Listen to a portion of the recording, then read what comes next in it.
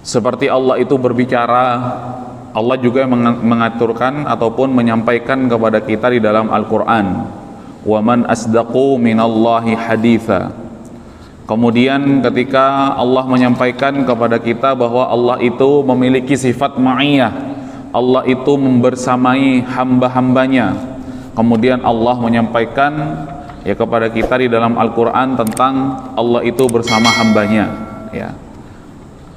Kemudian ketika Allah Subhanahu wa taala juga ya memiliki sifat-sifat yang lain, Allah Subhanahu wa taala ya juga menggambarkan dan mengabarkan kepada kita di dalam Al-Qur'an bahwasanya Allah memiliki sifat makar wal kaid, ya.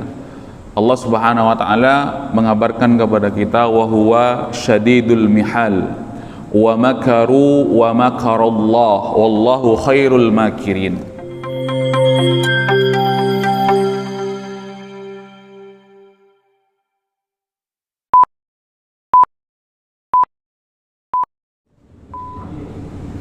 Bismillahirrahmanirrahim.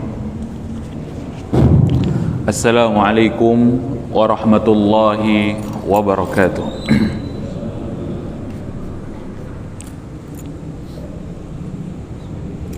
Innal hamdalillah nahmaduhu wa nasta'inuhu wa nastaghfiruh wa nastahdihi wa natubu ilayh wa na'udzu bihi min shururi anfusina wa min sayyiati a'malina may yahdihillahu fala mudilla lahu wa man yudlil fala hadiya lahu.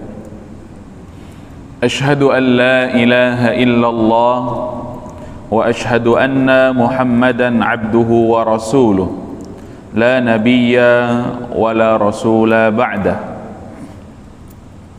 Qala Allah ta'ala fil Qur'anil Karim, a'udzu billahi minasy syaithanir rajim, bismillahirrahmanirrahim. Ya ayyuhan nasu ittaqu rabbakumul ladzi khalaqakum min nafsin wahidah wa khalaqa minha zawjaha wa batha minhuma rijalan katsiran wa nisaa'a wattaqullaha alladzi tasaaluna bihi wal arham innallaha kana 'alaikum raqiba. Wa qala Rasulullah sallallahu alaihi wasallam, fa inna asdaqal hadithi kitaballah wa khairul hadi hadiyu Muhammadin sallallahu alaihi wasallam wa syarral umuri muhdatsatuha ala fa inna kulla muhdatsatin fid dini bid'ah wa kulla bid'atin dhalalah wa fi riwayatin wa kulla dhalalatin finnar. Rabbi israh li sadri wa yassir li amri wahlul 'uqdatam min lisani yafqahu qawli. Radina billahi rabba wa bil islami dina wa bi Muhammadin sallallahu alaihi wasallama nabiyyan wa rasula. Rabbana zidna ilma warzuqna fahma. Alhamdulillah, jamaah rahimakumullah. Mari kita bersyukur kepada Allah Subhanahu wa taala. Pagi hari ini Allah kembali memberikan kenikmatan kepada kita semuanya. Nikmat iman, nikmat Islam, nikmat sehat dan nikmat kesempatan. Ya ayyuhalladzina amanu taqullaha haqqa tuqatih wa la tamutunna illa wa antum muslimun.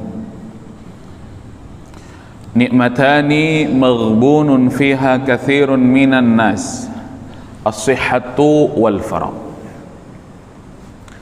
Salawat dan salam mari kita haturkan kepada junjungan kita Nabi Muhammad sallallahu alaihi wasallam.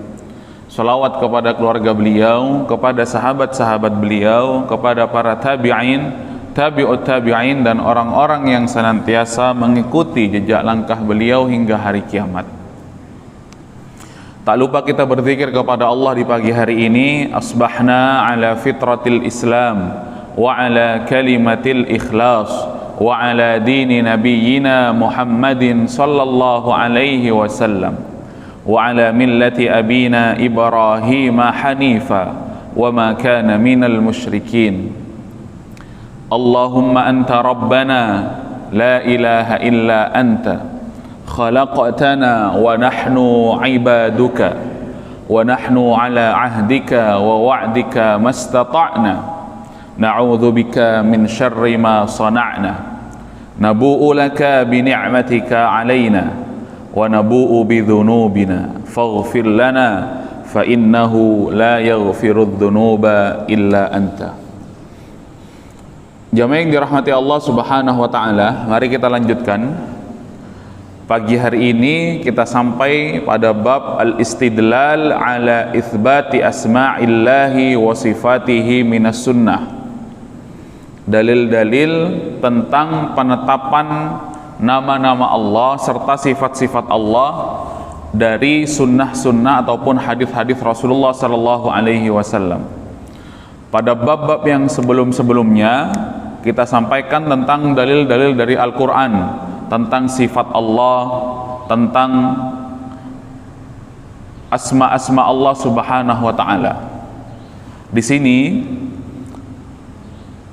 Imam Ibnu Taimiyah ternyata tidak hanya mengutip dalil-dalil dari Al-Quran untuk dijadikan landasan tentang sifat-sifat Allah serta nama-nama Allah Subhanahu wa taala.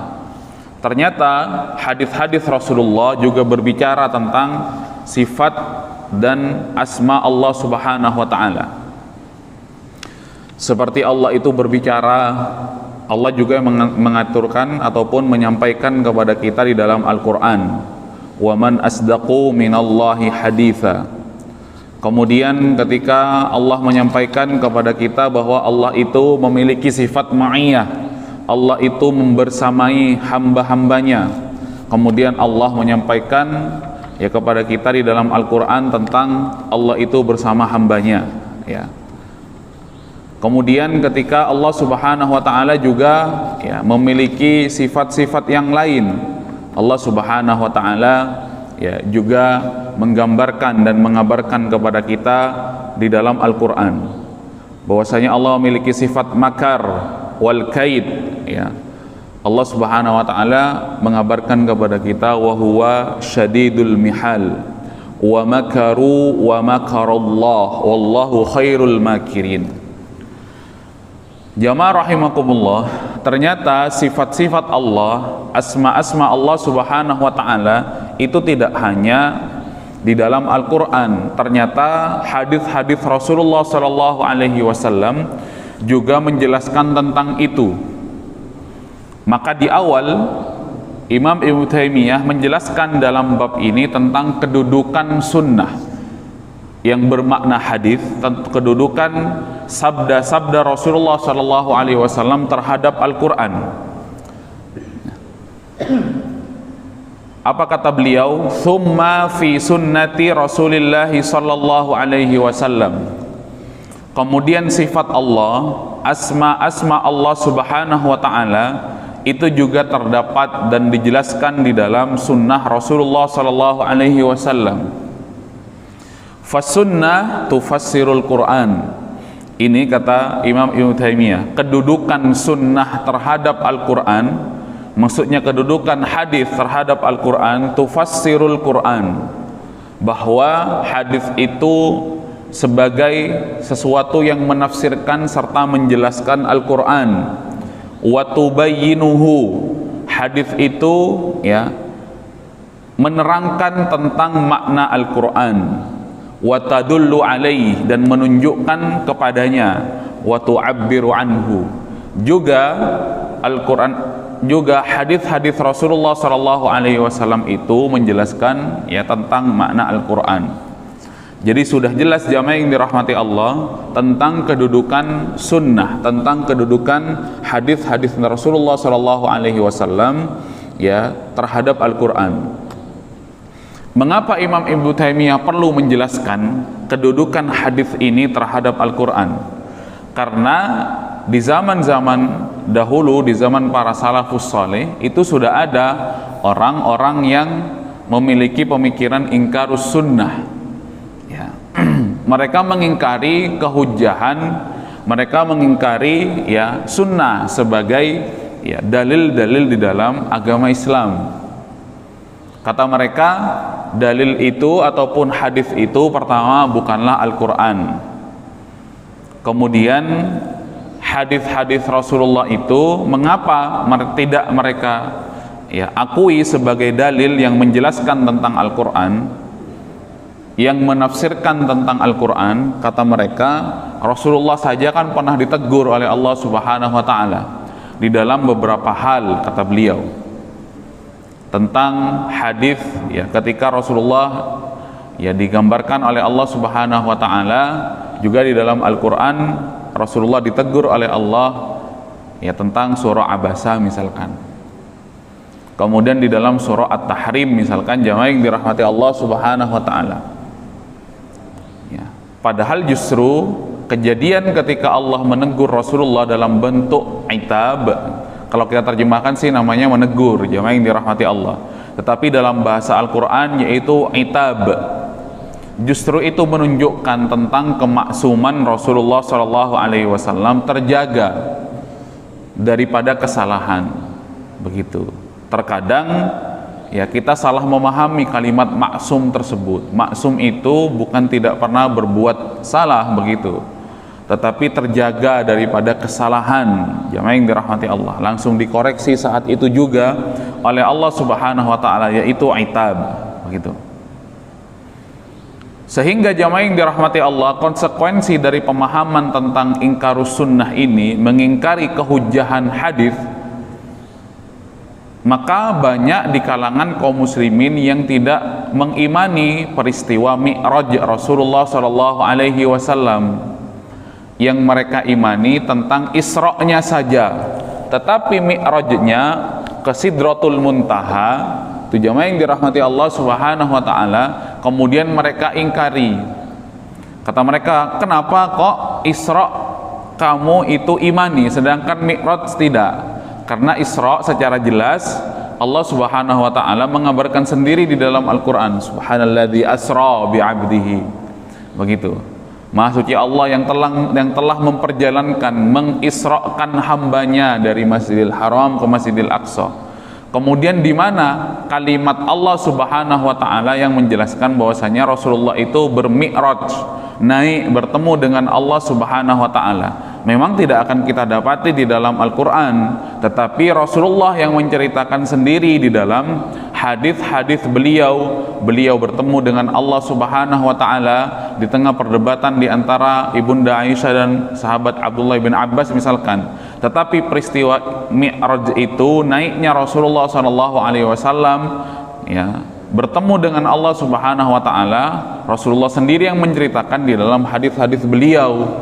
Rasulullah bertemu dengan Nabi ini, Rasulullah kemudian mendapatkan perintah ini, Rasulullah diperlihatkan tentang miniatur hari kiamat kelak, kemudian Rasulullah bercerita tentang ya as-sawadul a'zam, begitu umat Rasulullah yang memenuhi ya padang mahsyar pada saat itu dijelaskan di dalam Al-Qur'an, dijelaskan di dalam hadis-hadis Rasulullah. Begitu jamaah yang dirahmati Allah. Konsekuensinya ketika mereka itu menolak sunnah, menolak hadis Rasulullah dengan alasan bahwasanya satu-satunya lah Al-Quran sebagai sumber hukum, maka banyak yang akan mereka tolak. Begitu konsekuensinya, banyak mereka yang tidak akan mereka imani daripada hadis-hadis Rasulullah SAW. Meskipun sebenarnya kalau kita mau jujur jamaah yang dirahmati Allah, maka tidak akan kita dapati ya tentang tafsil, perincian ya bagaimana kita harus mengerjakan sholat 5 waktu ini dari takbiratul ihram ya hingga nanti salam, kecuali di dalam hadis-hadis Rasulullah SAW yang ada di dalam Al-Quran. Kita hanya diperintahkan wa aqimis salata wa atuz zakah. Ini jamaah yang dirahmati Allah Subhanahu wa taala. Kemudian juga di dalam Al-Quran Allah sendiri yang menyampaikan kepada kita bahwa fa in tanaza'tum fi syai'in farudduhu ilallahi war rasul. Apabila kalian berperkara, apabila kalian berselisih di dalam sesuatu urusan, farudduhu ilallahi war rasul, maka kembalikan kepada Allah dan Rasulnya. Jangan kembalikan kepada asumsi pribadi, menurut saya, tidak.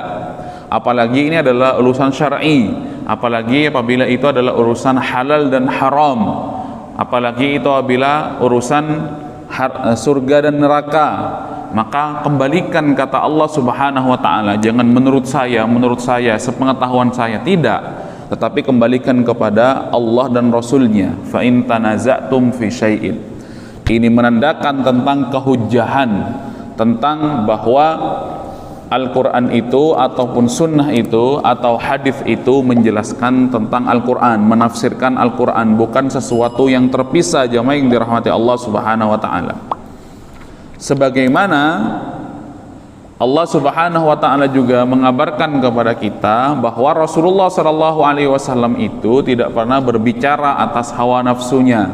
Rasulullah itu senantiasa dibimbing oleh wahyu. Wa ma yantiqu 'anil hawa in huwa illa wahyu yuha. Rasulullah itu tidak pernah berbicara dengan hawa nafsunya, kemudian Rasulullah itu senantiasa dibimbing wahyu. Wasunnatu aidan, jemaah yang dirahmati Allah, begitu juga hadis Rasulullah tubayyinul Quran. Apa itu tubayyinul Quran? Kata saya Shalih Fauzan, ay tuwaddihu mujmalahu. Hadis itu menjelaskan secara terperinci sesuatu yang masih bersifat global di dalam Al-Quran, kas-salati was-saumi wal-haji waz-zakah. Perintah-perintah salat di dalam Al-Quran itu adalah mengandung kalimat-kalimat yang masih global, begitu, secara umum.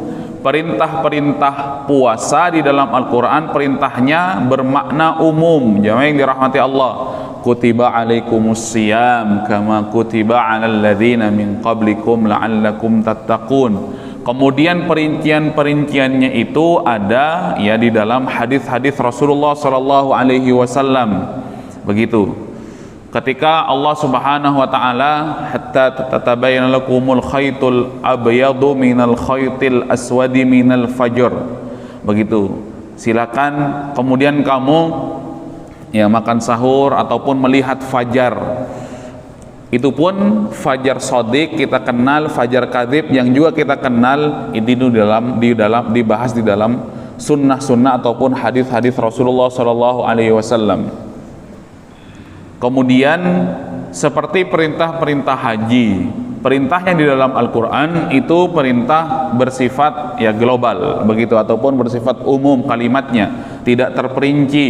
Kemudian perintah zakat itu pun nanti penjelasannya, perinciannya dibahas oleh Rasulullah Shallallahu Alaihi Wasallam di dalam hadis-hadis Rasulullah Shallallahu Alaihi Wasallam.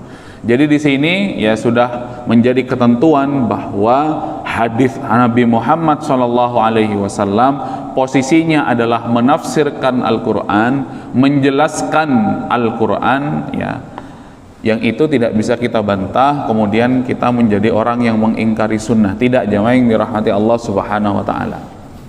Kaitannya dengan pembahasan tauhid, jamaah yang dirahmati Allah, maka Imam Ibnu Taimiyah kemudian melanjutkan, ya, wa ma wasafa ar-rasulu bihi rabbahu azza wa jalla minal ahadits as-sahih allati talaqaha min ahli al-ma'rifati bil qawli wajibal imanu biha kadzalika. Sifat-sifat tentang Allah, nama-nama Allah Subhanahu wa taala juga dijelaskan oleh Rasulullah sallallahu alaihi wasallam di dalam hadis-hadis sahih yang itu tersampaikan kepada kita melalui para ahli ilmu. Para sahabat mendengarkan dari Rasulullah sallallahu alaihi wasallam, kemudian mereka meriwayatkan. Para tabi'in mendengarkan dari sahabat-sahabat Nabi Muhammad SAW, kemudian mereka meriwayatkan kepada ya generasi setelahnya. Para tabi'ut tabi'in kemudian mendengarkan, meriwayatkan dari tabi'in yang sebelumnya mendengar daripada sahabat-sahabat Rasulullah, kemudian sampailah kepada kita jamaah yang dirahmati Allah Subhanahu wa taala. Wajabal imanu biha, kemudian kita wajib mengimani. Di sini Imam Ibnu Taimiyah mensyaratkan kepada kita tentang asma Allah, tentang sifat-sifat Allah itu harus berlandaskan hadis-hadis yang sahih. Begitu. Kita ketahui jamaah yang dirahmati Allah Subhanahu wa taala, di dalam perincian hadis Rasulullah itu apabila ditinjau dari banyak dan sedikitnya jumlah perawi, maka hadis Rasulullah terbagi menjadi dua paling tidak. Yang pertama hadis mutawatir. Hadis mutawatir itu adalah hadis yang diriwayatkan oleh banyak sahabat, kemudian generasi setelahnya juga meriwayatkan banyak orang, kemudian generasi setelahnya pun yang meriwayatkan hadis itu tidak hanya satu, tapi banyak para tabi'in, kemudian tabi'ut tabi'in juga sama-sama meriwayatkan dari generasi sebelumnya. Ini namanya hadis mutawatir. Sehingga banyaknya jumlah sahabat, kemudian banyaknya jumlah tabi'in, banyaknya jumlah tabi'ut tabi'in yang meriwayatkan, tidak mungkin serta mustahil banyaknya jumlah tersebut kemudian bersepakat dalam kebohongan, bersepakat dalam kedustaan dalam meriwayatkan hadis Rasulullah sallallahu alaihi wasallam. Kemudian yang kedua adalah hadis ahad namanya, hadis yang diriwayatkan dari jumlah yang sedikit, satu, kemudian sahabat meriwayatkan satu orang, kemudian dari sahabat tersebut ada jumlah satu orang misalkan meriwayatkan dari sahabat, kemudian tabi'ut tabi'in mengambil daripada tabi'in, yaitu satu namanya hadis ahad. Tetapi kalau ditinjau dari kuat dan tidak kuatnya hafalan para perawi atau para periwayat hadis, maka paling tidak hadis Rasulullah itu ada yang namanya hadis sahih. Sering kita mendengar, oh ini hadisnya sahih atau tidak, begitu. Hadis sahih itu apabila hafalan daripada perawinya itu adalah kuat, dhabit, jamaah yang dirahmati Allah. Kemudian perawinya itu adil, tidak berbohong. Artinya kalau seorang perawi yang ia meriwayatkan hadis kemudian dia diketahui pernah berbohong, maka hadisnya akan cacat, jamaah yang dirahmati Allah. Dhabat. Seorang perawi tersebut harus hafalannya dhabit, hafalannya tidak suka lupa-lupa, gitu. Hafalannya kuat sehingga kemungkinan dia lupa dari hadis-hadis Rasulullah yang ia hafalkan dan ia riwayatkan itu kemungkinannya sangat kecil, maka dhabit, begitu. Maka kalau perawi-perawi yang hafalannya itu tidak dhabit ataupun tidak kuat, maka hadisnya nanti akan menurun derajatnya dari sahih menjadi hasan, begitu. Itu jamaah yang dirahmati Allah. Maka tidak bisa begitu kalau perawi itu kemudian memiliki lemah hafalannya, hafal hadis yang pertama kemudian beranjak ke hadis yang kedua, hadis yang pertama lupa lagi, begitu. Misalkan mengaku hafal hadis Arba'in An-Nawawi misalkan yang 40 itu, yang menghafal hadis yang ketiga, hadis yang kedua lupa, begitu jamaah yang dirahmati Allah Subhanahu wa taala. Maka derajat hadisnya akan turun menjadi hadis hasan, begitu. Kemudian syarat hadis itu dikatakan sahih di sini disampaikan oleh Imam Ibnu Taimiyah, juga disampaikan oleh Syekh Shalih Fauzan dalam syarah kitab ini adalah harus ittisalus sanad. Sanadnya harus bersambung, begitu. Tabi'ut tabi'in mengambil daripada tabi'in. Tabi'in yang meriwayatkan dari sahabat Rasulullah sallallahu alaihi wasallam, dan ini harus bersambung terus jamaah yang dirahmati Allah Subhanahu wa taala. Maka hadis-hadis tentang sifat Allah Subhanahu wa taala atau tentang asma Allah Subhanahu wa taala itu yang dijadikan landasan haruslah hadis-hadis yang sahih yang bisa dipertanggungjawabkan kesahihannya jamaah yang dirahmati Allah Subhanahu wa taala. Begitu. Wa ma atakumur rasulu fakhudhuhu wa ma nahakum anhu fantahu. Allah Subhanahu wa taala di dalam surah Al-Hasyr menjelaskan apa yang datang dari Rasulullah sallallahu alaihi wasallam fakhudhuhu. maka amalkan. Wa ma nahakum anhu fantahu, kemudian apa yang dilarang atas kalian maka jauhilah, ya kata Allah Subhanahu wa taala.